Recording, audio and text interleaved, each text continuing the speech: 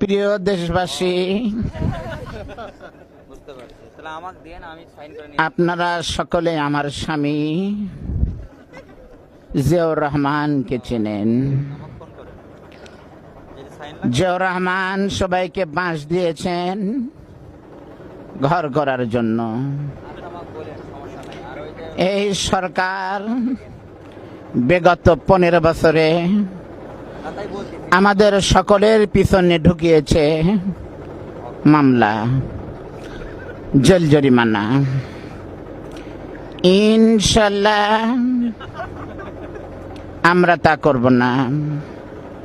আপনারা সকলেই নামবেন, ভালো থাকবেন, আমাদের জন্য দোয়া করবেন। সকলকেই ধন্যবাদ। বাংলাদেশ জিন্দাবাদ।